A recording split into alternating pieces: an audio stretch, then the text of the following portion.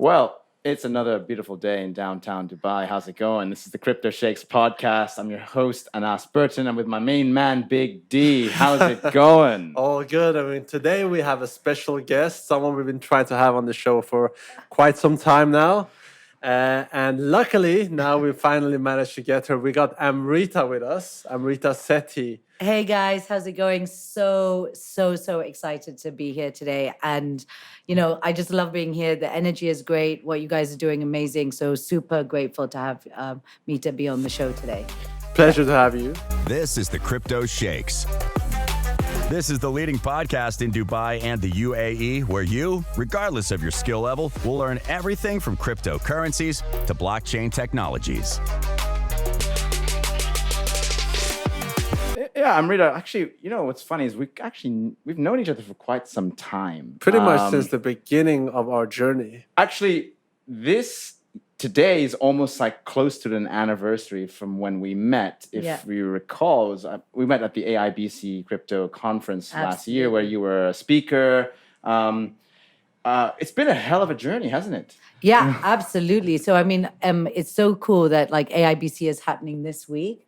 And exactly a year ago is we met at AIBC.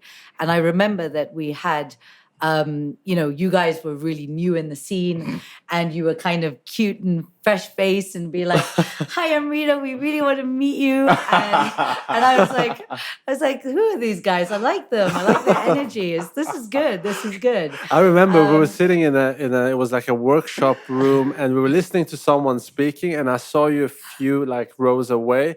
And I was like, oh, that's Amrita. She's in the NFT space. She's like a really cool artist. I wish we get to speak to her, So if I recall, how we ended up connecting was we had connected on Instagram. Yeah, absolutely. And then I think I DM'd you and you were kind enough to DM me back and say, hey, you're here, come and say hi. And so you were really welcoming. And that's one of the main reasons why I felt, really attracted to your energy and wanted to come and meet you immediately. I think that was amazing. Let's actually now talk about what you've been up to, because I think it's very exciting. When we first met you, you were sort of, at the time, I remember you were very famous for your voice note kind of art. I mean, you're still famous for that, but maybe you can tell us a little bit about that. And, because a lot has changed since then. Absolutely. And after that, I want to hear a little bit more about you. Okay, well, now we're getting deep down and personal. So first of all, I just want to say that a big shout out to you guys, because just continuing the conversation is how we met last year, is that we were just joking that, from newbie now and about a year later, for me, you guys are, KOLs, key opinion leaders. I think you guys have done a great job growing the space. I thought KOL was just cool. Yeah. Well, if you just, I like what you did there. And I think that, how you guys have grown your community and contributed to the overall community is amazing. And I'm really just excited for everyone, all of our futures together, really.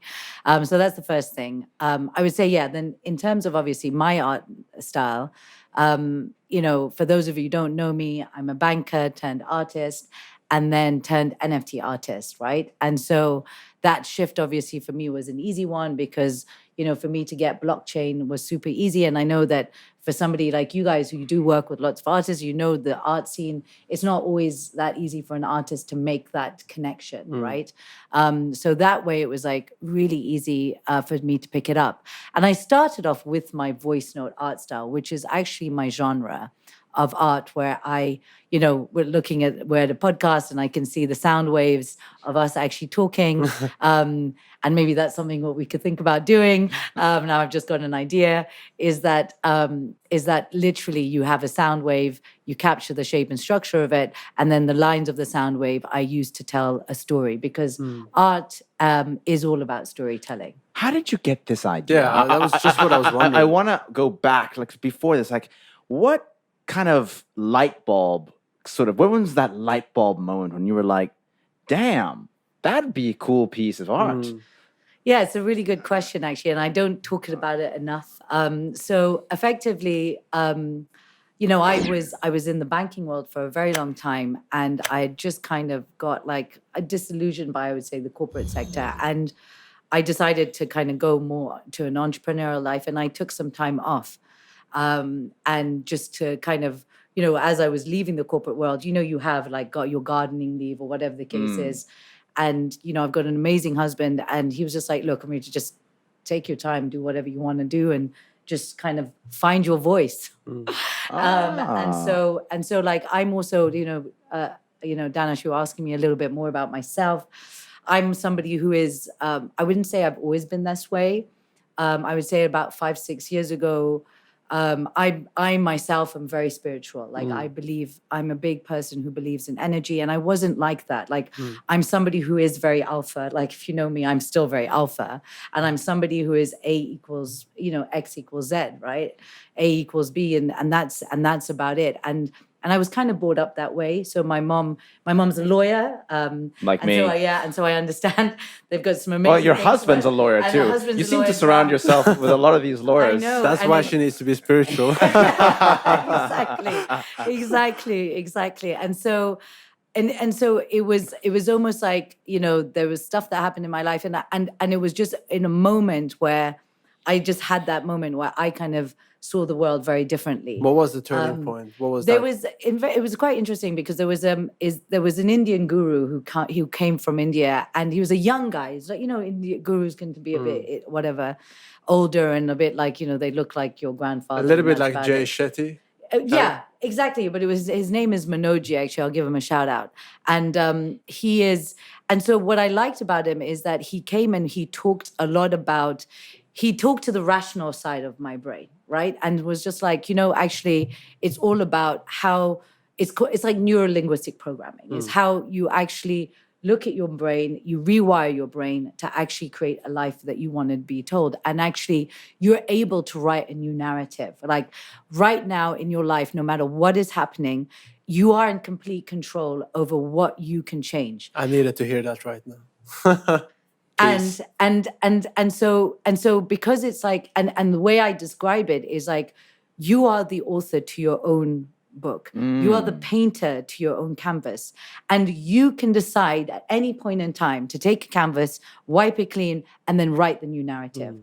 And so this is a lot of it actually at a very deep level is what is my work is about, right? So it's about telling a story, and it's about creating a narrative, because we all create narratives of certain things in our lives.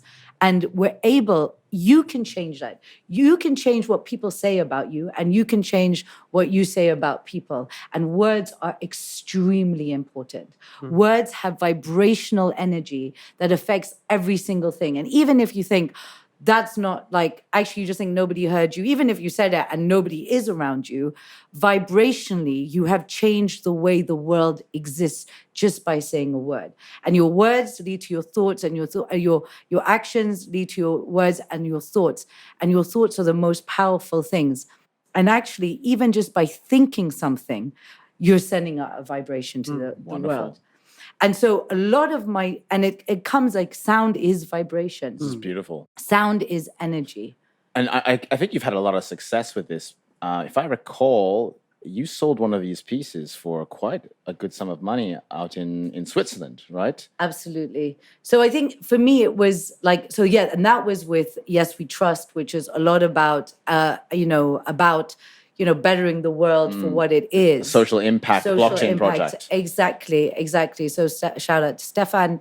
And so, but I think the key point to what I say is that a word is worth 1,000 pictures, but also it's about that new narrative. So like, let's take some of my work. So let's talk about like what the NFT, when I created it, it was there to tell the new story, to introduce it to the people who didn't know what an NFT was, to then, be something as a hardcore reminder. Let's look at the words, the mural that I painted at the DIFC. It talks about, future NFT Dubai. Let's just pause there. That mural is one of the largest NFT paintings ever seen. Well, exactly. It is, right? I mean, exactly. So the Guinness Book, because I'm in contact with the Guinness Book of Records, they've been amazing. You know, again, shout out to Saka from Crypto Oasis who introduced me to them. Yo, shout out. Yeah. I'm always about the shout outs. I love to give everyone credit where credit's due. And so so it's actually the world's largest NFT augmented reality mural. But if you take out the NFT, it's just under the world's largest augmented reality mural, just under. So there are talks of me painting maybe just the top of it, like even just a base color to get it. But like, to be fair, it's definitely Dubai, the UAE or the Middle East largest mural. And for me, that's all that counts. It's 20 meters long and 15 meters So high. situating this in the context, you know, we saw you starting with these voice note pieces, which were beautiful, kind of like, as you said, like what I'm seeing right now on the podcast, where when you speak, you can see the vibrations happening. And you were doing different types of pieces. You did one where you said Dubai, and then you sort of captured various aspects of the architecture in Dubai, which is beautiful. And you did different kinds of, you know, these iterations I've seen. And then what's interesting is then you then moved and thought, well, how can we do something even more impressive with that, right? So you took that idea and you sort of supercharged it over a mural in the DIFC, and then you added this AR, this augmented reality aspect. Just so people understand, you had to pull out. We were there for the inauguration of this piece. I remember, so we had to pull out our phone, and on Instagram you would click a button on the stories to get the right kind of filter, and you could see it literally pop out. Right? Yeah. So this is something I really love about, you know, what you do, Amrita. You're always pushing the boundaries for what is possible, and it's very inspirational for me within the space to see how people are you know, pushing the envelope a little bit further.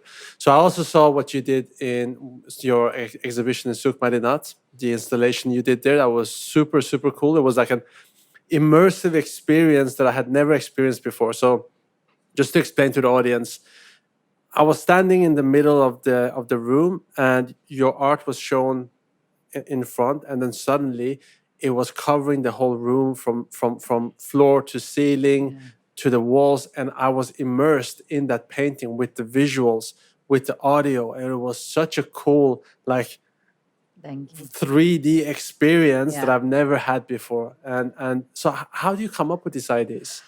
Oh my God. Other than me loving being extra, I just love being that little bit extra. I think it kind of, you know, all of these things kind of happen. Okay, going back again to tapping into a bit of me in terms of obviously how I see things. And, you know, one thing I've also learned over the years is don't chase anything. If it's not meant to be, don't chase it. Don't go there. What I've also learned to do in my life is completely go more with the flow, because what the universe has got planned for you is you've got to relax into it. And for somebody like me, who I'm just so like, I'm like that, my biggest success has been to just relax into who I should be and go with it. And so what I find is the best time when I'm in that flow is when the ideas just keep coming to me. And even if it's so much more work for me, I'm just like, you know what? I just have to do this. Like, there's just something in me that just says I have to do this. So for example, with the mural, managing to paint that thing already in a very short period of time was unbelievable. And I was literally to the wire, literally 3 days before we, you know, you had guys to come and see it. I just had this idea. I was like, what if it popped out the wall? And everybody around me was like, you are crazy. You're never going to be able to get that done in 3 days. And then I did. And remember, it was a surprise for everyone. Remember, I surprised everyone because I was like, until about 10 minutes before, I didn't even think that thing was going to work, right? And then the same thing with the show that you're talking about. It was at the Theatre of Digital Art, where I did this kind of 3D, this, like, you literally having wall-to-wall ceilings. And then obviously some of the other stuff that I've done. I think my biggest thing is I like to just like chase myself, if that makes sense. Like, I always want to feel, I want people to be like, no, what is that? Like, I love people. I you know, even if when I have parties, I love hosting. I love doing all of that. I love to get people's energies like really like, wow. No, that's great. No, that's how you. That's very inspiring. Makes me think about how we can, in Arts DAO push things further, and it's great to hear that from someone like you. Doing wow you. stuff actually just attracts people, especially here in Dubai, where it is very much a wow city. Yeah, it's everything extra city. Extra city. I just want to also say, for that piece, the mural, we actually own the MetaSheikh. So very interestingly, what you did there was you took the mural and you made it an NFT, right? But you also NFT'd individual characters within that mural. So we're very lucky to have picked up that MetaSheikh. No, and I'm so thank you guys. Number one, always for the love and support. Number two, that's the whole point. Is that like I'm trying to always extend my narrative. So it's all about first. I called it voice note, and I believe that you shouldn't stay still. You always have to just innovate. Otherwise, you're just going to get lost, right? So voice note art, I turn to sound bites. Then what I like about it, because sound bites just a bit cooler and it sounds cool. And it's like a sound bite of your life, a sound bite of the story. It's all got a meaning to it. Everything, there's lots of... The thing is, I don't have the time to explain all the layers to my work, but there's always a lot of layers. And so then you have the sound bites. But what is some of the great things about NFTs is... I know fractionalization is a bit of a big word at the moment, but it's the ability to break something down. So I had a sound bite and then I had a sound bit. And instead of taking So what's the difference? A sound bit. So like a sound bite is the full word, like future NFT Dubai. Yeah. And then a sound bit is how I've taken the Crypto Sheikh, the MetaMask. So these are the bits from the bite. This is so I've kind of fractionalized it in a legal way because I've not gone and taken the physical work and then broke it down into little bits. You're able to access a unique part of the artwork, but from the main one. So it's like it's a bit from the bite. This is so cool because it's just like it's just like Bitcoin. You've got Bitcoin and Satoshis, right? Sats. Yeah. Ethereum and you have Gwai, right? Yeah. So you've taken it's very consistent with the blockchain. Correct. Exactly. Which I love. And so you've got a bit of the Bites. You've literally got a bit of the bite. Let's take a bite of the bit. Yeah, and it's just like it's all about that. And it's like we're gonna talk about what we don't want to tell everyone about, but we're gonna tell about later. All right, we got a surprise for you guys. So before we jump into that, you've been in this space for quite some time. And there's a lot of people that look up to you, especially artists, young artists that want to get into the space. What kind of piece of advice would you give to someone that is just was thinking about getting into NFTs but hasn't really made a move yet? I would say that, it's really, really important. Like I would say it's the kind of same way you would approach even your physical artwork, right? Anyone literally can draw a painting or like a draw a thing. I mean, look, Gary Vee, look what he does, right? So anyone can draw something and put it out there, but that doesn't make you an artist, right? And what I would say is, and I have to remind myself of this, is that don't focus so much on the outcome. Focus on the journey and the input and what is the story you're trying to tell. Because you create a piece of art, yeah, that's beautiful, but what is it? What is it that drives you? And even like, as you guys have seen, it's like there's so much to my art, but I don't necessarily have to always tell you about it. But there's an energy that attaches yourself to it that makes you think, there's something more there. And this is also where I believe in intention and vibration. Intentionally put stuff out there. Go with a great intention to create something beautiful and meaningful to you. And then that will have beauty and meaning to other people. And I know it sounds, again, really out there. And I'm even happier to share content that I don't normally share elsewhere. But, like even when I paint murals, I painted the ones there. I've also painted 3 of the murals in the souk. Even when I'm drawing, I listen. You know what I do? So this is a bit of alpha. Actually, I've never probably even told anyone this, but I have a list of not podcasts, but I listen to a lot of the Crypto Sheikhs Podcast. Exactly. I listen to the gurus. No, the 2 gurus over here. No, I listen to all the spiritual gurus. So from the Western to the Eastern gurus. And when I'm doing that... Who's your favorite guru? There's a couple of them, but, oh my God. So, okay, you have Satguru and and all of those Indian ones, Yeah. right? But I also really like Dr. Joe Dispenza. Oh, yeah, I don't he's know really if cool. you know He's really Dr. cool. Joe Yeah. Dispenza. So I'm in my Dr. Joe Dispenza mode at the moment. But I feel like if I listen to him, I would have to be really focused. How would you manage to paint and Because listen it's hitting your subconscious. And what I also want to do is what's that other guy? It's like he's got this other guru. He's just gone out of my head. He looks like he's got like a big afro. What's his name? Anyway. I know that whatever it's coming into me, it goes out. And actually, I like also Mind Valley. I listen to a bit of Mind Valley, and there's a lot of guys on that. But the point is that this for me is relaxing. It's relaxing. It's going into my subconscious. And then I do feel at a conscious level, it is energetically going to my work, which I know if you don't believe in what I'm saying, you might think I'm like totally woo-woo and I hug trees, and I do, but there is such a rational side of Actually, me, it's and I not love true. that. Actually, Amrita, she was floating in here today. So she floated up from the ground up to the balcony and just walked in. But I think also we should acknowledge that, you know, Amrita, you have also built a wonderful community around your work. You know, here with the Crypto Oasis, you know, obviously the Arts DAO community that we have built and which you are a part of. That is, if you know, if any artist wants to have presence, you have to also you can't just sit in your room and paint art, put it on OpenSea and hope for the moon, right? It doesn't work like that, right?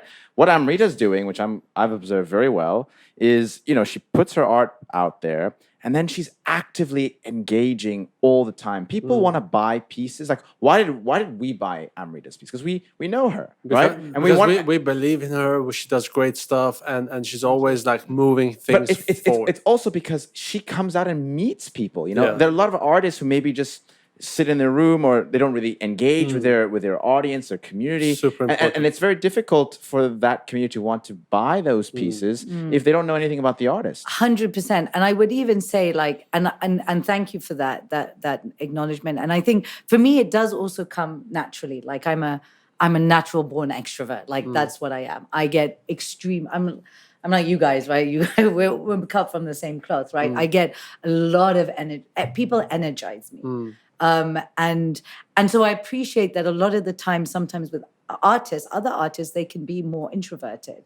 So how do you do if you're an introverted artist? I think that it's still important that you find a way to tell your story. And if you're not somebody who's comfortable going to a party, saying hi to everyone, engaging, then do what works for you. Do it online. Like do it online, do it from the comfort of your room. Yeah. Or like, for example, what I do is, and I've invited you guys to my home, is I do these Monday maisons, right? Yeah. Where like I invite just 10, 12 people, we have nice conversation, I invite people for dinner. And that's an environment then maybe for an introvert, maybe that's a better environment. But all it is don't sit still, don't expect people to know your story. Tell your story, be true to yourself. And you know what? Sometimes, you know, this is where the visualization happens, is who do you want to be? A lot of the time, people don't know that question. So I want to take this discussion now deeper into the NFT space more specifically. Very recently, I think we had a bit of a discussion about, you know, how NFTs are disrupting the fine art or art space generally. A lot of people who are engaged in art, right? They've come from the crypto community, the DeFi community, and they come in with sometimes expectations of more than just the physical or the aesthetic. They have an expectation of some element of utility, or if it's not utility, it's something that is like what you're doing, you know, something particularly different, right? It's not. I think it's very challenging.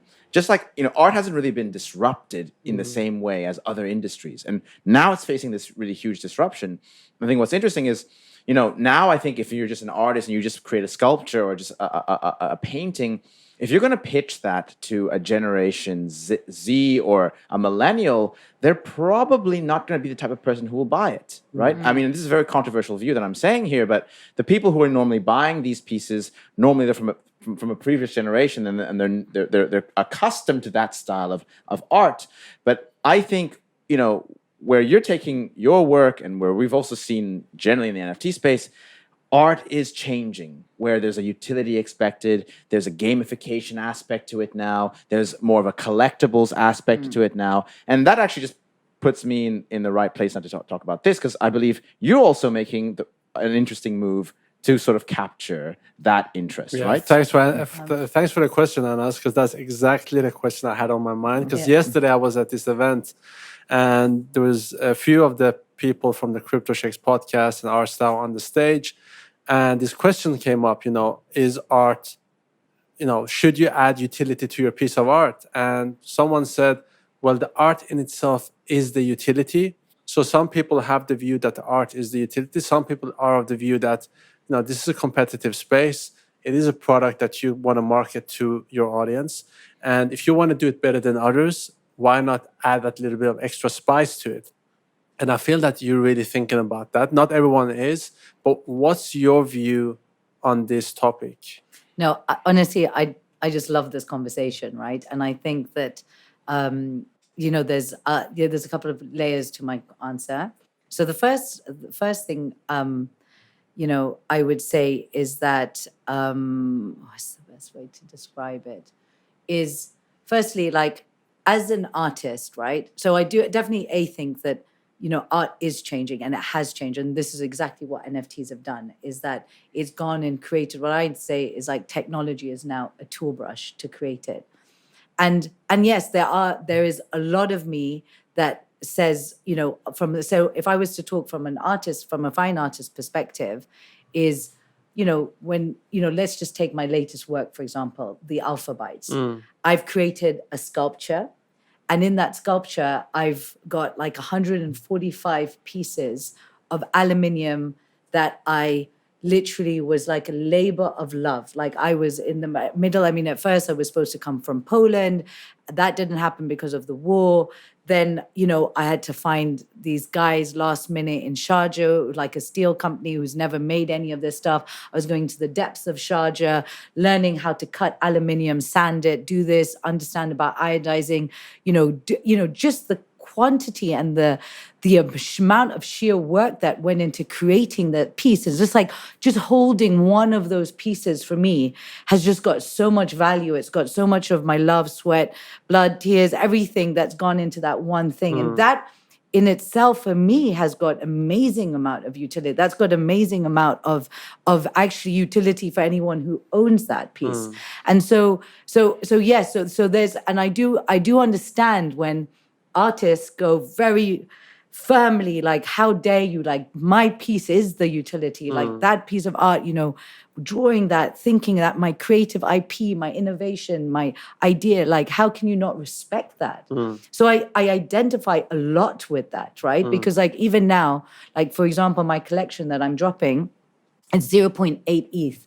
For like just one NFT, and you get the physical. So that's like how much? It's like $1,000. It's $2,000, right, at the moment, right? So you're just like, and you can't buy any of my work, like even just the physical work, for less than $2,000. So the amount of value I feel that's being given is a lot for me, just even in terms of the physical piece, because I know what it takes to go find the suppliers, do that, have thing.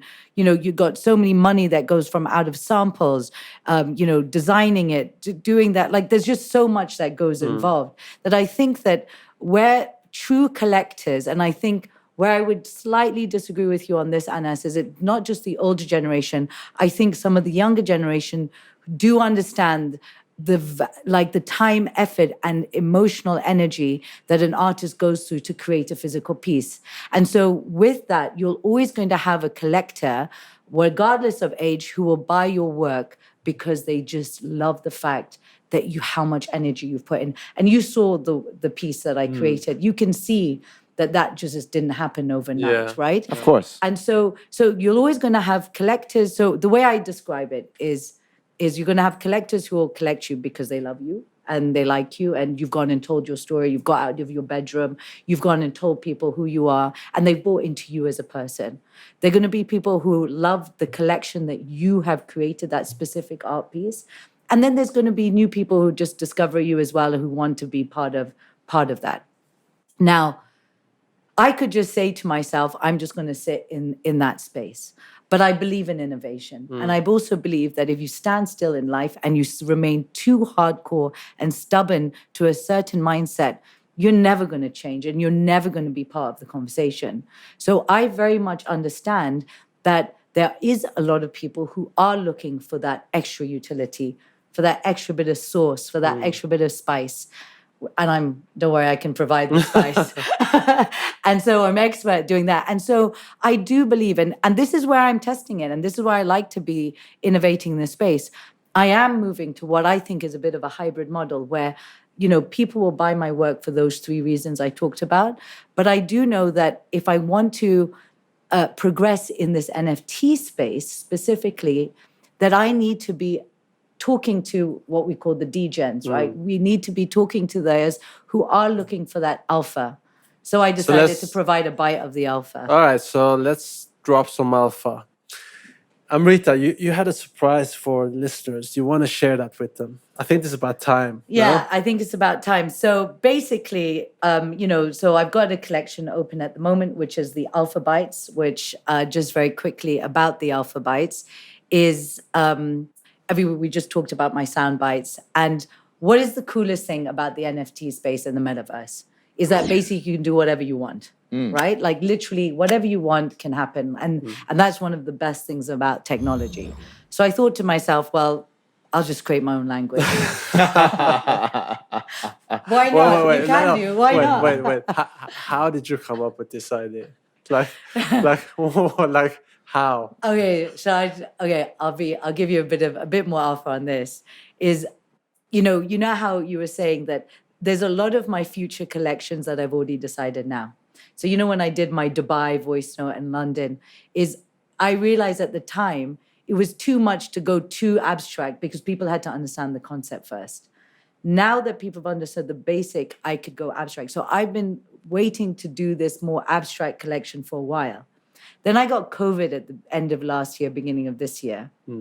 And during that session, remember, I had to go as a robot to the party because... Amrita turned up as a robot. I forgot about that. That's another example of innovation. Just for the benefit of the audience, there was the Meta Terrace, which was an NFT restaurant kind of concept, and she had COVID. It was my party. I was throwing the party. She was the host, but she couldn't make it, so she came in as a robot. It was a moving kind of square thing with a screen on, and she was appearing on the screen talking to everyone from remotely, and she was moving around like in this kind of robot shape. It was just I was like, wow, you outdid yourself again. And that also, I only did it at 12 o'clock that day, and the party started at 5 p.m. And that was where it all kind of started, is this concept of the MetaREVERSED, which is actually my first word of my new collection. But just a very quick thing on that is how I got the idea for the AlphaBYTEs is, I'd been having it already, but I watched Squid Games. While I had COVID. And the triangle, square, and umbrella. And if you see on my AlphaBYTEs, you have some of you've got an umbrella. And because I always wanted to look at shapes, right? Because for me, language, unfortunately, you guys know I'm born and brought up in Kenya. I'm Indian origin. I'm married to a Swiss. I'm supposed to speak French, supposed to speak Hindi, supposed to speak a lot of Swahili. But I can't speak a single language, right? And so for me, when I look at language, it's nothing but a series of shapes and symbols. You're like, I'm jealous of these people speaking 6 languages. Let me make up my own so no one can compete. Exactly. That is exactly that. And then when that kind of thing. So effectively, I've now created the alphabet plus my sound bites to make the AlphaBYTEs. And it's also a play on, obviously. So what's the fusion? How are you gonna fuse those two in the future? So basically, it's actually called the AlphaBYTE. So every word that I do is I say the word, I do it still with the sound wave, and then each of the letters are now my shapes. And so depending on the peak or the trough of the sound wave, either the shape gets bigger or the shape gets smaller.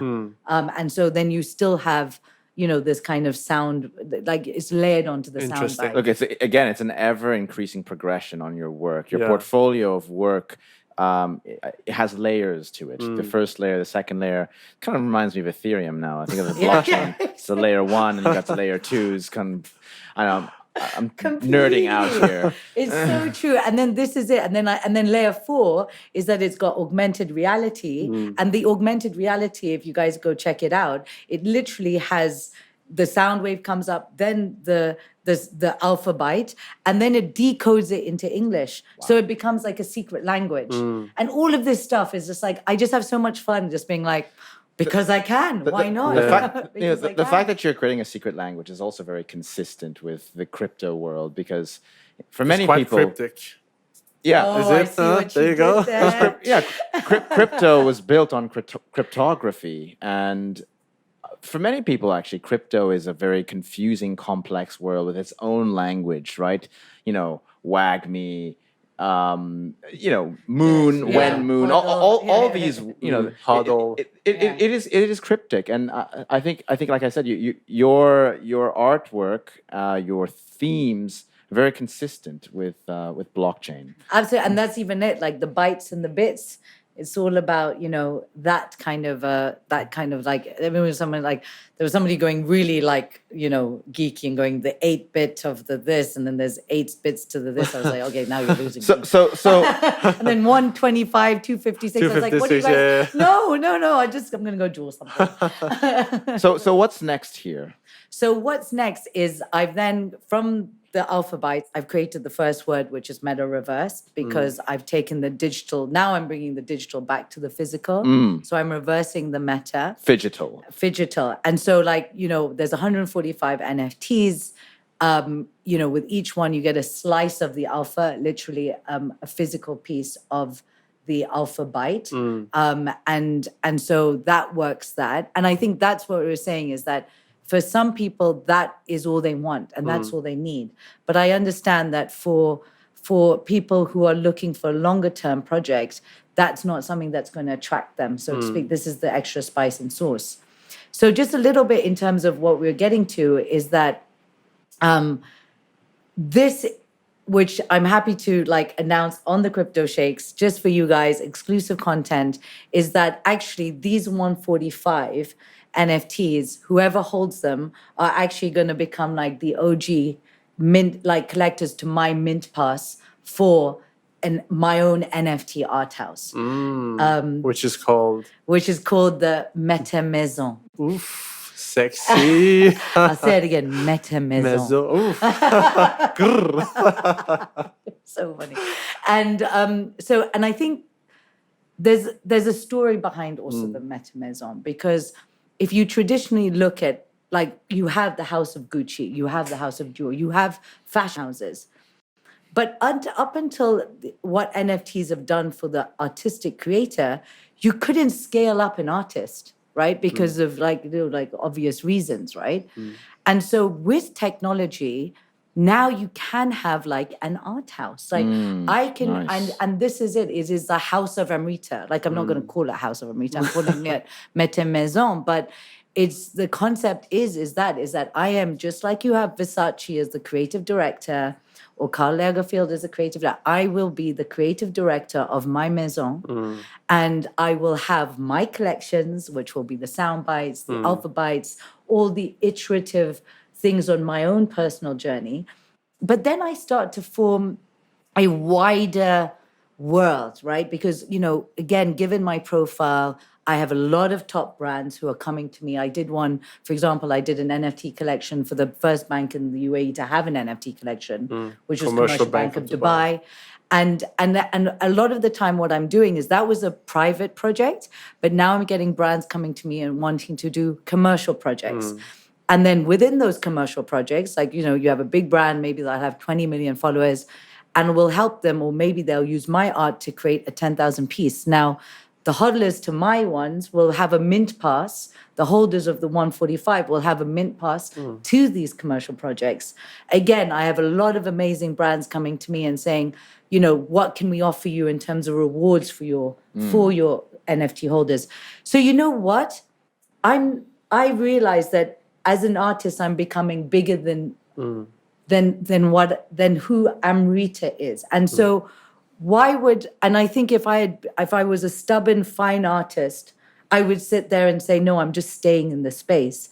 But I'm finding a way where I can create a platform where I can continue to be as innovative as I like within my own personal art story, but then also use my experiences to then leverage and build up the NFT space, because guess what? This is the future, both within brands and commercial projects, but then incubating other artists, combining them where it needs to be, creating the cool, like, I love to throw a party, good events, good exhibitions, and then just having that and showing people that this is what it means now to be an artist. I'm trying to break the mold of what an artist is known and how you experience an artist. I love that. And I think it's safe to say that the Crypto Sheikhs will definitely pick up one of your AlphaBYTEs. I can't wait for you to have one, have it in your collection. Yeah, so I think, it's kind of time to wrap it up. We usually have 3 rapid fire questions. So Anas, you want to shoot them? Yeah. So what in your view is the best restaurant in Dubai? You know what? I'm going to go ghetto. It's not even that ghetto, to be honest. I'm from Kenya. There is the best Kenyan barbecue place in Barsha, and it is just like lit.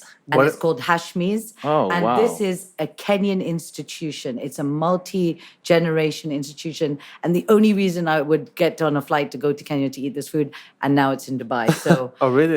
time you guys want to do Hashmi's. it. Hashmi's. And So it's in where again? it's in behind Mall of the Emirates in Al Barsha. Definitely need to And check like that that's out. If you guys like spice, if you like barbecue, Okay, is the stuff second I question. said. If you were not an artist or a banker, what would you be doing? I'd be a burner. What? Is that a job? I would make it into a job. Was it- And you know what's funny? I've never even been to Burning Man, but I just think that it's just so me, and it's weird because I don't even feel like I need to go there to know that it's so me. I don't know how to explain it. But that's not really a job. it's so a job. You can still be a burner now without having. Okay, wait, no, okay. Ask me that again while I. So what would you be if you were not an artist? You would save dolphins. Like let's say you couldn't be an artist, but you have your personality. Like what would you have been?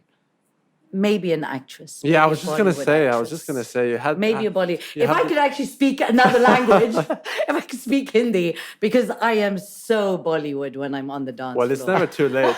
It's never too late. So Bollywood. I just was felt like nobody got me yet. But Okay. I would do something in TV. I would say. MTV. Okay, yeah, you have the personality Yeah. for that. Well, Now, I'd like to say I'd have a face for TV, not just a face for radio. But we're going to put pushing it there.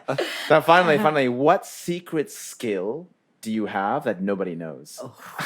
Can I say 2 things? Yes. Okay, I am the best palm reader. Oh, really? How Really? can you do it quickly? No. I don't think you want to do it on air. Because also, because the hand, when you palm read, you actually know, you can see so much of somebody. So I tap into my private banker world, and I'm like the private banker of hand reading. If I read your hand, I won't tell him what your hand says, unless you want me to tell him, of course. So that's the first thing. The second thing is I am the most lit Scottish dancer.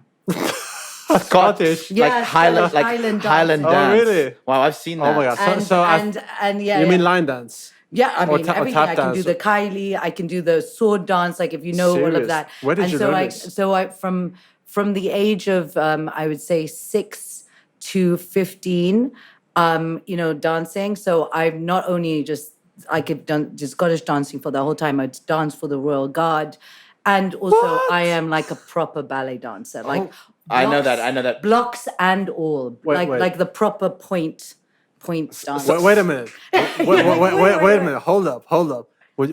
Would you be up to doing a show at the next Arts DAO event? We Actually- could use Scottish. Maybe I mean, ballet I could, but like no, Scottish dancing is. Amrita and I actually danced at the last I do salsa. Like you're an amazing dancer. because I brought in that kizomba. I was playing like a lot of Afro beats at the Arts Club and that last event, and we started dancing. We danced for like proper. Like, Anil, I hope you're not listening to this. That's the one that I know. Poor Neil. I know, but you know what? I love Anil. He's the most supportive husband. So shout out. Yeah, he's the best. all right. We'll wrap this up. I just want to give you one more thing. Okay. One more bit of. I've got a gift for you. So Aw. we didn't really discuss about it too much on the show, but it's all about taking it to the wearables. Oh right? yes. Oof. So I'm a big one on augmented reality clothing, and so I felt like I was a bit selfish. I kept having augmented reality buyers, but I wasn't actually doing something where I could share the love. And the crypto space is 99% men, so I decided to make some augmented reality hoodies. Oh, some merch. We got And some trust me, merch. this merch is like freaking gold dust at the moment. Like Merch. everybody wants a piece. So Oh my God. I love it. wow. Oh, So sick. This is the so cool. augmented Very reality. cool. This is my newest collection, the AlphaBYTE. Yeah, and actually this is really cool And- because we saw the digital version of this at Art Dubai Right. And this is- past week. Exactly. And this is what's going on sale, as in the NFTs that will be on sale on the 27th. Beautiful. That's when private sales Oh, it's happening. really cool. Look at that. It So just how does it looks- work? Can you So scan you it? scan the back. and check it out. It's got you a scan QR code the on the code. back. Very That cool. kind of hits the augmented reality. I'm gonna probably Then, wear this at the next event. and then it's just like, and basically, as a bit more alpha in terms of what's to come, is after I do the alphabets, when we do the alphabets, you'll be able to buy the actual letters of your name. And then if you buy all of your names, I'll do your soundbite in your name, and you can actually have your own one. It will be called My Bite. And it's all love it. about being part of the Bite Club. So Oh, welcome to the Bite Club. So we're the biters now. The biters, yeah, just don't bite too hard. I know it sounds really. It's like, and then I got you some caps. Oh my God. I didn't get a blue one, but no. anyway, these are Oh, some cool trucker Okay, hats. I'll take the red Yeah, one. that one's the yellow one's the yellow one's lit. So that's it. I've merged Sick. you guys all Oh my up. God, that's so cool. very cool. Thank you so much, Amrita. No, and I this love. logo is also really sick. Yeah, the logo's amazing. Yeah, no, thank you guys so much. Love your support, love your energy, and just it's been a blast. Likewise, it was such a good episode today. Guys, thank you very much for tuning in to the Crypto Sheikhs podcast, and we will see you on the next one. Lots of love. Peace.